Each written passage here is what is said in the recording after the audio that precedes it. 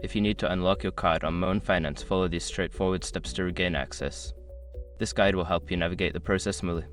Step 1. Open the Moan Finance app. Launch the Moan Finance app on your mobile device. Ensure you are connected to the internet for a seamless experience.